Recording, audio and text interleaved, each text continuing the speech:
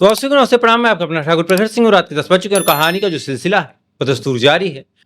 आज की कहानी शुरू करूँ उससे पहले आपको एक अपडेट देता हूँ, और ये अपडेट हर एक हिंदुस्तानी के लिए जानना बेहद जरूरी है। दरअसल अमेरिका लगातार भारत के ऊपर चिढ़ा हुआ है।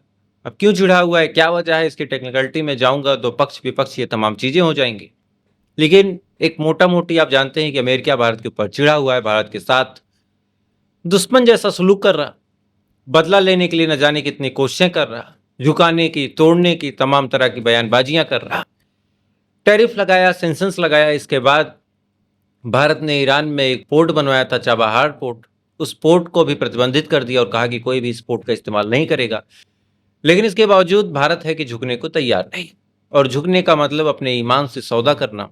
और हम सभी जानते हैं कि एक बार अपने ईमान से सौदा हो गया तो फिर पूरी जिंदगी, पूरी जब तक कयामत नहीं आ जाएगी, भारत को अमेरिका की गुलामी करनी पड़ेगी।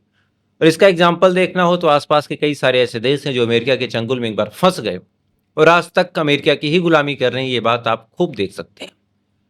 अब ये बात आपको इसलिए बता रहा हूं कि भारत के ऊपर सेंसन्स और भारत के ऊपर प्रतिबंध लगाने के बाद भी जो अमेरिका है उसके कई सारे मंत्री ऐसे हैं जिनका बयान भारत के लिए बड़ा कड़वा है।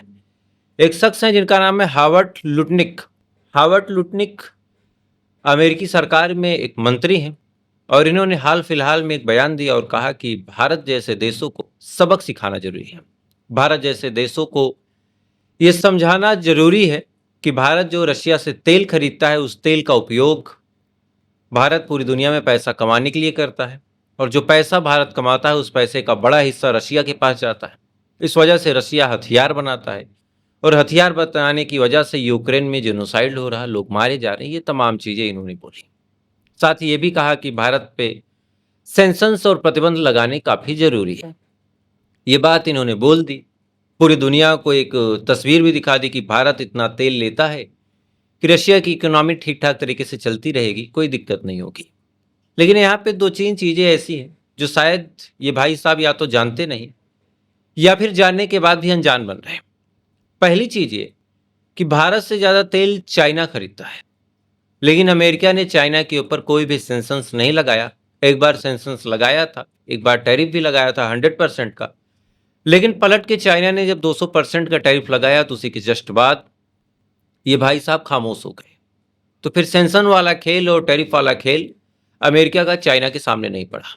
और दूसरी बात, युद्ध को फंड करने की, तो आज रिपोर्ट निकल के सामने आई कि यूक्रेन के जो राष्ट्रपति हैं व्लादिमीर जेलेंस्की, उन्होंने अमेरिका के साथ एक डील की है, और इस डील में 90 अरब डॉलर के हथियार अमेरिका जेलेंस्की को यानी यूक्रेन को बेचेगा। 90 अरब डॉलर के हथियार। इन हथियारों में कुछ बैलिस्टिक मिसाइलें हैं, कुछ ड्रोन हैं, कुछ हाइपरसोनिक मिसाइलें हैं, कुछ डिफेंस सिस्टम है। और ये तमाम चीज़ें बेचने के बाद अमेरिका अच्छा खासा पैसा कमाएगा, और इन पैसों का उपयोग कहाँ करेगा हम सभी जानते हैं। तो भारत के ऊपर आरोप लगाया अमेरिका ने, लेकिन जब खुद ऐसे रक्षा सौदे करता है तो फिर सवालिया निशान खड़े होते हैं कि आखिर अमेरिका का ऑफिशियल स्टैंड क्या है। खैर, इधर एक और जंग चल रही है। ये तमाम चीज़ें मैंने आपको इसलिए बताई ताकि अब अगली खबर आप जो सुने और पूरी कहानी जब आप सुने तब आप कुछ कुछ चीज़ें रिलेट कर पाए। एक जंग जिसकी शुरुआत 1950 के आसपास हो गई थी, और आज तक ये जंग चल रही है। टाइम टू टाइम एक दूसरे पे हमला करना, एक दूसरे के लोगों को मारना, एक दूसरे के लीडरों को टारगेट करना, जमीन कब्जा करना, जमीन को खाली करवाना, ये तमाम चीज़ें मिडिल ईस्ट में बहुत सालों से चल रही। कभी अरब कंट्रीज में हुआ, कभी इजराइल लेबनान में, कभी जॉर्डन इजराइल में। ये तमाम चीज़ें लगातार चलती रही, लेकिन बीच में यूएन कूदता है, यूएस कूदता है, और बाकी देशों के साथ तो समझौता हो जाता है। लेकिन एक देश ऐसा है जिसको देश कहना भी सही नहीं है, क्योंकि अब उसको देश का दर्जा देने वाले भी चंद देश हैं। कौन सा वो देश है आप समझ गए होंगे। उस देश का नाम है फिलिस्तीन। फिलिस्तीन और इजराइल की जंग बहुत पहले से चल रही, और एक अजीबो गरीब बात यह है कि जितनी बार फिलिस्तीन और इजराइल की जंग होती है, हर बार फिलिस्तीन का एक बड़ा हिस्सा, फिलिस्तीन की जमीन का एक बड़ा टुकड़ा इजराइल के कब्जे में आ जाता है। लेकिन इसके बावजूद भी फिलिस्तीन के जो अलग अलग संगठन हैं वो लड़ते हैं, देश को आज़ाद करवाने की कोशिश करते हैं। इस कोशिश में हजारों लाखों लोग मारे जाते हैं। कुछ दिन बाद सीज फायर होता है, और ये सिलसिला यूं ही चलता है। इस बीच कई सालों से खामोशी थी। लेकिन 2 साल पहले 7 अक्टूबर को अचानक से फिलिस्तीन में एक संगठन है हमास, हमास ने इजराइल के ऊपर हमला करके इस जंग की शुरुआत कर दी। अब शुरुआत में हमास ने जब हमला किया था तो यहाँ पे भी एक बड़ा सवाल निकल के सामने आया कि जो मोसाद पूरी दुनिया में घूम घूम के अपने दुश्मनों को मारता है, जिस मोसाद की इंटेलिजेंस इतनी तेज है कि कहीं कोई चींटी भी एक पर मार दे तो वो भी मोसाद को पता चल जाती है, लेकिन इसके बावजूद इजराइल पे इतना बड़ा हमला हुआ लेकिन मोसाद को भनक तक नहीं थी।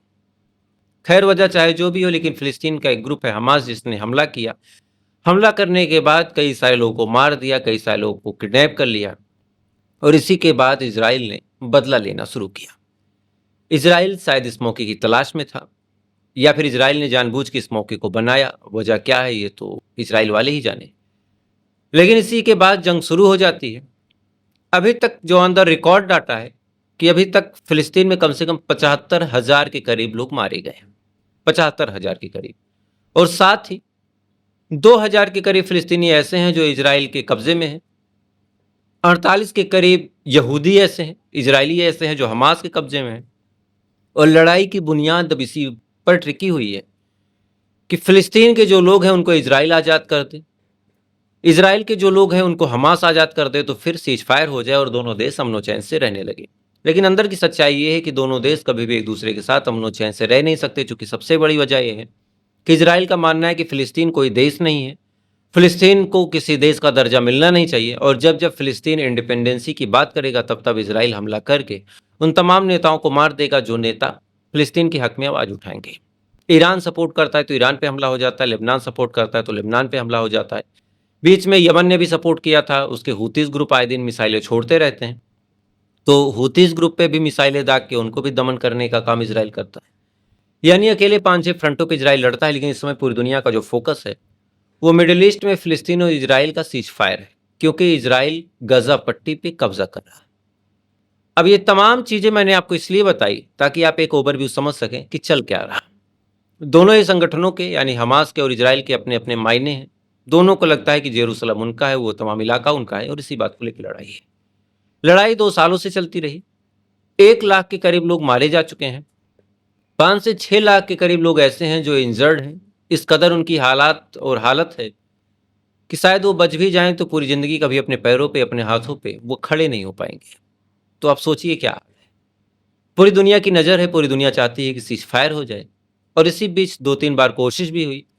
बीच में कतर ने कोशिश की थी तो इजराइल ने कतर पे ही हमला कर दिया, तो कतर ने मीडिएशन से मना कर दिया और कहा कि भाई मैं नहीं कर पाऊंगा। लेकिन अब अचानक से अमेरिका का एक फैसला आया है।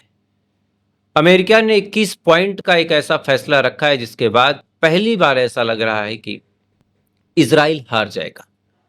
और ऐसा क्यों लग रहा है, आपको पूरा एक फैसला 21 पृष्ठों का जो है वो आपको बता देता हूं, और इसी में पूरी कहानी है। दरअसल अमेरिका के जो राष्ट्रपति हैं डोनाल्ड ट्रंप, उनको एक चीज की भूख है, और उस चीज का नाम है Nobel peace prize. Donald Trump भाई साहब को नोबेल पीस प्राइज चाहिए। उसके लिए उन्होंने तमाम कोशिशें की।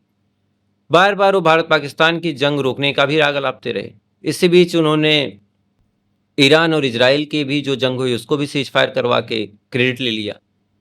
उसके बाद कंबोडिया में लड़ाई चल रही थी, उसका भी क्रेडिट ले लिया।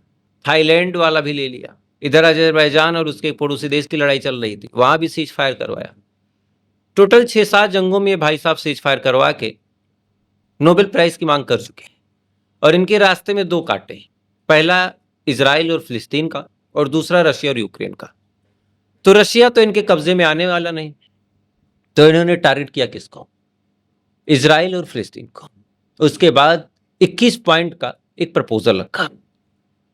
पहला प्रपोजल ये है, इसमें पहला पॉइंट ये है कि 48 घंटे के अंदर जितने लोग इजरायली बंधक हमास के कैद में हैं उन सबको रिहा कर दे इजराइल, यानी हमास रिहा कर दे।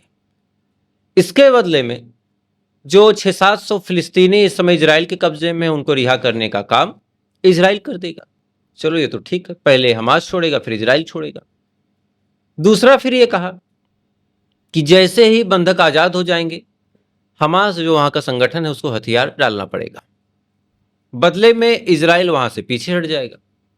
ये भी ठीक है कि हमास हथियार डाल देगा, उसके बाद इजराइल पीछे हट जाएगा। तीसरा और सबसे अहम और सबसे इंपॉर्टेंट कि हमास के नेताओं को गाजा खाली करना पड़ेगा, इजराइल के खिलाफ कोई भी वो एक्शन नहीं उठाएंगे, हथियार छोड़ना पड़ेगा।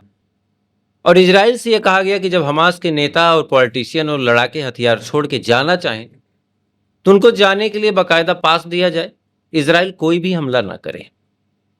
तो यहाँ पे भी एक कोर्ट एक तरह से देखा जाए हमास के पक्ष में गया और एक चीज इजराइल के पक्ष में गई कि चलो भाई लड़ाई झगड़े से मुक्ति मिल गई। फिर कहा गया कि फिलिस्तीन के अंदर एक टेम्पोररी सरकार बनेगी और यहीं से फिर इजराइल की हार शुरू हो जाती है। फिलिस्तीन के अंदर एक टेम्पोररी सरकार बनेगी और इस सरकार में अरब मुल्क के चुने हुए लोग होंगे और फिलिस्तीन जिसको चुनना चाहे, फिलिस्तीन की आवाम जिनको चुनना चाहे वो लोग चुने जाएंगे। लेकिन यहाँ पे दो चीजें, ना ही इजराइल का कोई इंटरफेरेंस होगा और ना ही हमास का, यानी हमास भी बाहर, इजराइल भी बाहर। तो हमास के लिए भी एक बुरी बात है, क्योंकि लगातार हमास लड़ रहा था इस उम्मीद में कि अगर इजराइल को हम हरा देंगे तो ऐसे हाल में फिलिस्तीन की कुर्सी हमारी, फिलिस्तीन की सत्ता हमारी, और फिलिस्तीन में बैठ के हम राजकाज करेंगे और फिर इजराइल से बदला भी लेना है। लेकिन ये जो प्रपोजल आया, इस प्रपोजल में तो हमास को बाहर कर दिया गया। तो बड़ा सवाल ये है कि क्या हमास ऐसे सीजफायर के प्रपोजल को एक्सेप्ट करेगा, क्योंकि हथियार भी छोड़ना है और साथ ही देश छोड़ के जाना भी है और साथ ही सत्ता में कोई पद नहीं मिलेगा। अब इजराइल के लिए भी मुसीबत आप देखिए कि इजराइल पहले ही डिमांड कर चुका है कि फिलिस्तीन कभी भी एक देश का दर्जा नहीं पाएगा, अगर दर्जा कोई देगा तो हम हमला करेंगे। फिलिस्तीन गुलाम ही रहे, चूंकि फिलिस्तीन आज़ाद होगा तो फिर इजराइल के लिए वो खतरा होगा, ऐसा नेतन्याहू का मानना है। तो ऐसे हाल में क्या इजराइल ऐसे समझौते पे राजीनामा लगाएगा कि ठीक है हम किसी भी मामले में कोई इंटरफेयर नहीं करेंगे। चौथा पॉइंट ये था कि गजा के अंदर खाने की बड़ी कमी हम सभी जानते हैं। जितने भी एड ग्रुप हैं, मदद करने वाले, वहां पे जाते हैं तो इजराइल उन पे गोलियां चलाता है। अमेरिका का कहना है कि सीज फायर के जस्ट बाद कोई भी ट्रक कहीं भी आए जाए, किसी को कोई मतलब नहीं। अब ये बात इजराइल कैसे एक्सेप्ट कर ले, चुके इजराइल का मानना है कि इन्हीं ट्रकों में भर के ईरान जो है वो हथियारों का स्मगलिंग करता है और हथियार स्मगल के जरिए पहुंच जाते हैं सीधा सीधा हिजबुल्ला और हमास के पास, और हमास उन्हीं के दम पे हमसे लड़ता है। तो यहाँ पे भी मानने और मनाने के लिए मौका है नहीं सही। साथ ही नेतन्याहू का मानना है कि फिलिस्तीन और गाजा पे हमारा हक, गाजा पे हम कब्जा करेंगे और गाजा के लोगों को जाना पड़ेगा।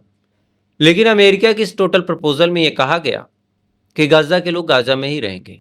तो नेतन्याहू ने जो पूरा एक प्लान बनाया था ग्रेट नाम से, और इस प्लान को अगर आप गूगल करेंगे तो आपको पता चलेगा कि गाजा को लेके एक ऐसा प्लान बनाया गया था जहां पे 22 लाख लोगों को गाजा से बाहर करना था। बाहर करने के बाद वहां पे एक नया राज्य बनाना था और उस राज्य का जो कंट्रोल होगा वो इजराइल के पास होगा। ये नेतन्याहू ने सबके सामने बोला था। तो फिर बड़ा सवाल ये है कि जब गाजा के लोग गाजा से बाहर जाएंगे ही नहीं तो नेतन्याहू के लिए फिर मुसीबतें बढ़ जाएंगी। यानी अमेरिका ने वो प्रपोजल दिया है जिस प्रपोजल में हमास की भी हार है। इधर अमेरिका की तो अपनी क्या रजामंदी है वो तो ऊपर वाला ही जाने, इजराइल की भी हार है। अब यहाँ पे दो तीन चीजें आप और समझिए। हमास अगर बात नहीं मानता तब तो इजराइल के हमले बड़े तेज होंगे, क्योंकि अब पूरी दुनिया की नज़र में एक बात आ जाएगी कि भाई देखो अमेरिका ने प्रपोजल रखा था सीज फायर का, लेकिन हमास एग्री हुआ नहीं, और ऐसे हाल में इजराइल की मजबूरी है हमला करना। और अगर इजराइल नहीं मानता इस प्रपोजल को तो फिर बड़ा बात और बड़ा सवाल ये है कि अमेरिका क्या अगर प्रपोजल ना माने तो भी वो हथियार देगा इजराइल को, और अगर देगा तो फिर ऐसे प्रपोजल को देने का मतलब क्या है। और अगर इजराइल प्रपोजल मान जाता है तो फिर इजराइल का जो अपना सपना ग्रेटर इजराइल का है वो कैसे पूरा होगा। यानी अमेरिका ने एक ऐसी चाल चली जिस चाल में सारे ही देश उलझ गए हैं। चूंकि अगर अमेरिका की बात दोनों संगठन मान लेते हैं तो सीज फायर हो जाएगा, हमास सत्ता हथियार सब कुछ छोड़ के किसी दूसरी दुनिया में चला जाएगा, इजराइल चाहकर भी फिलिस्तीन को कब्जा नहीं कर पाएगा, दोनों ही देश में हो सकता है अमन और चैन आ जाए। लेकिन अगर ये बात दोनों ही देश के जो लड़ने वाले लोग वो मान जाते हैं तो फिर बड़ा सवाल है फिर दोनों को इतनी लड़ाई लड़ने के बाद मिला क्या। क्योंकि हमास का सपना था कि फिलिस्तीन पे उसका अधिकार होगा, इजराइल का सपना है कि फिलिस्तीन पूरा कब्जा ही हो जाए, गाजा पूरा कब्जा ही हो जाए। तो ऐसे सूरत हाल में फिर अब जीत तो किसी की हुई नहीं, और अगर जीत नहीं हुई तो इतना लड़ने का मतलब क्या। और दोनों में से अगर किसी एक संगठन ने भी मना कर दिया तो फिर दिक्कत हो जाएगी, क्योंकि अमेरिका की बात काटना आज के टाइम में या तो फिर भारत जैसा जिगरा हो। खैर, इधर एक पॉइंट और है जो नेतन्याहू को मंजूर नहीं होगा। दरअसल इस प्रपोजल में कहा गया कि भाई फिलिस्तीन की भी अपनी एक आर्मी होगी। इधर नेतन्याहू और इजराइल का मानना है कि एनी हाउ फिलिस्तीन के पास अपनी आर्मी, अपनी सरकार और अपनी सेना और अपना हथियार तो नहीं होना चाहिए, चूंकि इनका मानना है कि अगर गलती से भी फिलिस्तीन वालों के पास हथियार, वेपन या फिर पैसे आ गए तो आने वाले टाइम में वो इजराइल के ऊपर बड़ा हमला करेंगे। यानी अमेरिका की इस प्रपोजल ने सबको हिला के रख दिया। अगर इजराइल प्रपोजल को एक्सेप्ट ना करे तो फिर अमेरिका के साथ दुश्मनी हो जाएगी। अगर एक्सेप्ट कर ले तो फिर अपने मंसूबों पे पानी डालना पड़ेगा। इस वजह से जो मैंने कहा कि चाह कर भी, हमास तो एक संगठन है लेकिन इजराइल एक देश है, उसका अपना एक मोटिव है। इसी वजह से मैंने आपसे शुरू में ही कहा कि चाहे जो एक्सेप्ट करे चाहे जो ना करे, लेकिन एनी हाउ अब इजराइल की हार फिक्स है, क्योंकि या तो अमेरिका की दुश्मनी होगी, और अगर अमेरिका की दुश्मनी हुई तो मुसीबतें यूं ही बढ़ गई, और अगर अमेरिका की दुश्मनी नहीं हुई तो फिर गजा जिस पे कब्जा करने का प्लान नेतन्याहू ने बनाया वो प्लान फेल हो जाएगा।